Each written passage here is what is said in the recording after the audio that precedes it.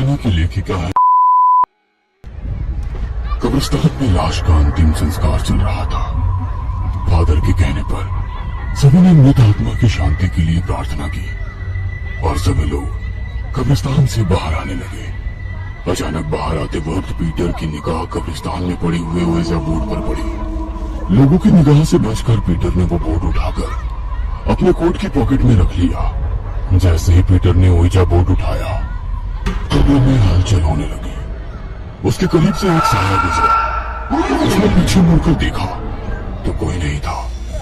अंतिम संस्कार शहर के जाने माने रईस मिस्टर डेविड के बेटे रॉनी का था, जिसकी एक एक्सीडेंट में मौत हो गई थी।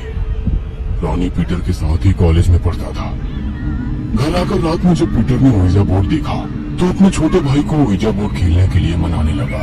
भाई, ये क्या है और इसे कैसे खेलते हैं? अरे ये बहुत इंटरेस्टिंग गेम है। इस बोर्ड पर यस, नो और ए से लेकर जेड तक अल्फाबेट के साथ साथ 0 से लेकर 9 तक की काउंटिंग लिखी हुई है। इस पर हम हाथ रखकर किसी हॉली स्पिरिट को बुलाते हैं और फिर वो कॉइन की मदद से हमें हमारे सवालों का जवाब देता है। आज घर पर कोई नहीं है, मम्मी पापा भी बाहर गए हैं। हम दोनों अकेले ये गेम खेलते हैं। पहले तो उसका भाई खेलने के लिए तैयार नहीं हुआ, मगर फिर पीटर के इमोशनल ब्लैकमेल करने पर वो उसके साथ मिलकर ओएजा बोर्ड पर गेम खेलने लगा। रात के अंधेरे में दोनों ने अपने कमरे में सारी लाइट्स बंद की और ओएजा बोर्ड के आसपास ढेर सारी मोमबत्तियां जलाई। भाई, अभी भी सोच ले, वक्त है, कहीं ऐसा ना हो हमें पछताना पड़े। वैसे तुझे ये बोर्ड कहाँ मिला? अरे तू आम खाना, गुठलियां क्यों गिनता है? स्पिरिट से तेरे भी कुछ सवाल हो तो पूछ लेना, तेरे भी सारे सवालों के जवाब मिल जाएंगे। कुछ और मोमबत्ती जलाकर दोनों भाई एक सिक्का लेकर बोर्ड के आसपास बैठ गए। छोटा भाई अभी भी डर रहा था। पीटर उसे डांटते हुए बोला, सोच ले, यदि नहीं करना हो तो यहाँ से चला जा, मेरा मूड मत खराब करो। कितनी बार कहा है, कोई भी अच्छी चीज एंजॉय नहीं करते हो। पीटर के डांटने पर उसके भाई ने सिक्के पर हाथ रख दिया और वो लोग सिक्के को बोर्ड पर घुमाकर बोलने लगे, any Holi spirit passing by please come, any Holi spirit passing by please come. काफी देर तक दोनों किसी आत्मा के आने का इंतजार कर रहे थे, मगर ओएजा बोर्ड पर कोई हलचल नहीं हुई। मैंने कहा था ना, ये सब कुछ बकवास है, कुछ नहीं होता। Holi spirit my foot. भैया प्लीज, इस तरह किसी स्पिरिट का मजाक मत उड़ाइए। स्पिरिट्स होती हैं। अरे स्पिरिट होती है तो आई क्यों नहीं? पीटर के कहने के बाद ही अचानक सिक्का अपनी जगह से हिलने लगा। दोनों एक दूसरे की ओर देखने लगे। ये तू कर रहा है ना छोटे? देख, वैसे ही मेरा दिमाग खराब है, मुझसे मजाक मत कर। अरे नहीं भैया, मैं नहीं कर रहा। ये सुनकर पीटर की आंखों में चमक आ गई। तू नहीं कर रहा मतलब सच में स्पिरिट यहाँ पर है? स्पिरिट यदि यहाँ पर हो तो अपने होने का सबूत दो। पीटर के कहते ही कॉइन की शक्कर यस पर पहुंच गया। पीटर खुशी से उछल गया। छोटे देख, मैंने कहा था ना, अब मजा आएगा, हमारे सारे सवालों का जवाब मिल जाएगा। स्पिरिट, तुम्हारा नाम क्या है? स्पिरिट ने बोर्ड पर घूमकर कॉइन की मदद से जवाब दिया, रॉनी। RONY, Ronnie? यहाँ क्यों आए हो? तुम्हारे आने का मकसद? स्पिरिट ने फिर बोर्ड पर कॉइन की मदद से जवाब दिया, रिवेंज। रिवेंज? मगर किससे रिवेंज? आत्मा का ये जवाब सुनकर छोटा भाई घबरा गया और पीटर से बोलने लगा, भैया बस हो गया, अब ये सब बंद करो। अरे जरा उसका जवाब तो सुनने दे, तू हर वक्त डरता रहता है। मुझे जानना है कि ये सच में रॉनी है या कोई और। प्लीज बताइए, किससे रिवेंज लेना है? स्पिरिट ने फिर बोर्ड पर कॉइन की मदद से जवाब दिया कि पीटर यानी कि मुझसे। मगर मैंने तुम्हारा क्या बिगाड़ा है? पीटर बोल रहा था। अचानक एक आत्मा हम दोनों के सामने आ गई, जिसके सर पर चोट लगने के कारण खून बह रहा था। आंखों की जगह गड्ढे थे और शरीर पर मिट्टी लगी हुई थी। अचानक अपने सामने उस रॉनी को देखकर जिसे आज सुबह उसके साथ मिलकर दफनाया था, पीटर की चीख निकल गई। डरकर अचानक से उठकर बैठा तो खुद को अपने बिस्तर पर पाया। अपने आसपास देखने लगा तो वहाँ पर कोई ओएजा बोर्ड या मोमबत्ती नहीं थी। सामने देखा तो एसी चल रहा था, मगर वो पूरी तरह पसीने में लथपथ हो रखा था।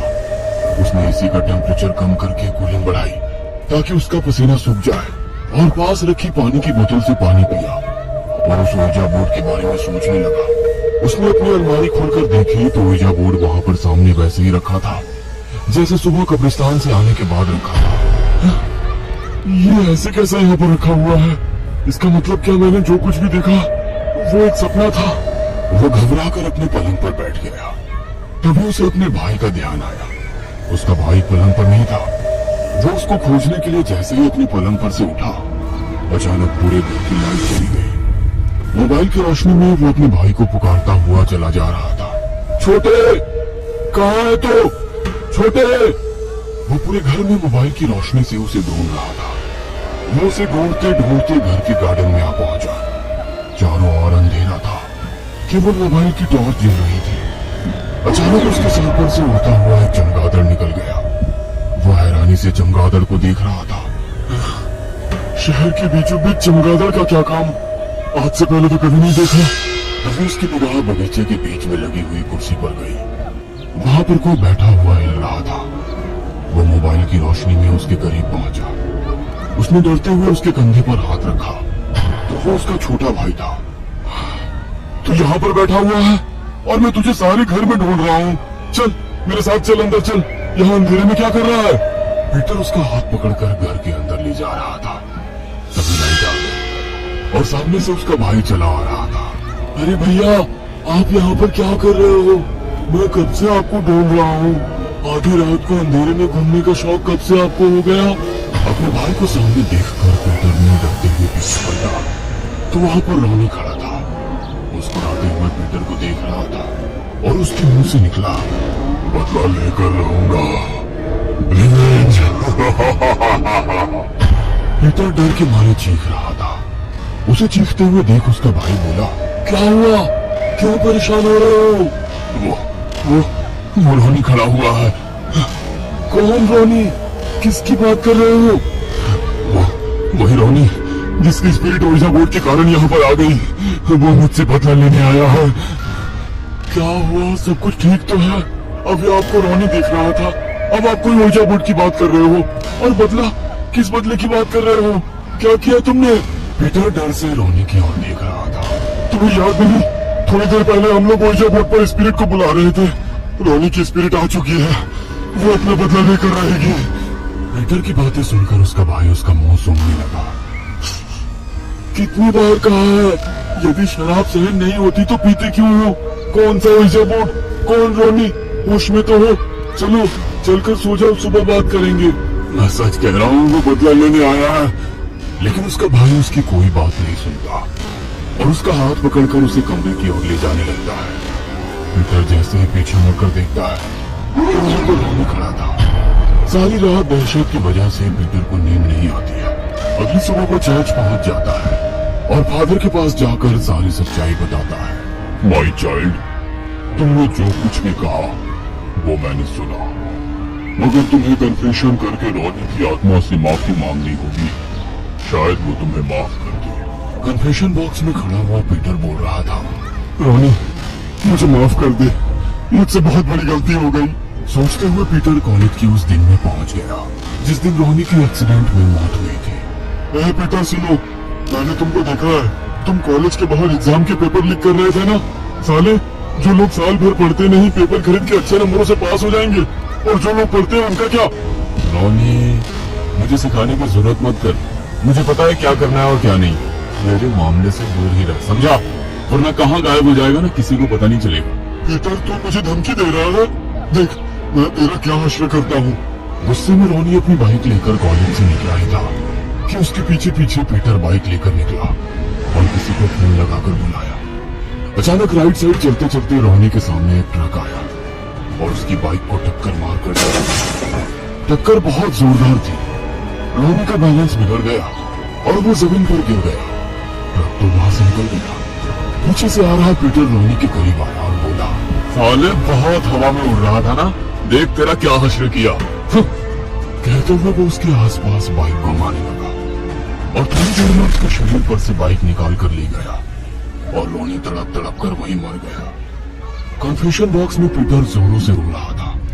माय चाइल्ड पीटर, तुमने गलती तो इतनी बड़ी की है कि रोनी तो क्या, गॉड भी तुमको माफ नहीं करेगा। मगर इंसान यदि अपनी गलती मान लेगा तो भगवान भी उसे माफ करने के लिए एक कदम आगे बढ़ाता है। God bless you my child. हम रॉनी की आत्मा की शांति के लिए विशेष प्रार्थना करेंगे। पीटर उदास होकर चर्च से बाहर निकल रहा था कि उसे रॉनी दिखाई दिया, मगर कल की तरह गुस्से में नहीं, बल्कि एकदम शांत खड़ा था। लगता है रॉनी ने मुझे माफ कर दिया। वो रोड पर बिना देखे रॉनी की ओर जा रहा था। अचानक कहीं से एक ट्रक आया और पीटर को मारकर चला गया। रॉनी की आत्मा दूर खड़ी इस नजारे को देख रही थी। रॉनी ने तो अपने कातिल को माफ कर दिया, मगर गॉड उसके गुनाह को माफ ना कर पाया। ये कहानी आपको अच्छी लगी हो तो हमें सब्सक्राइब करें।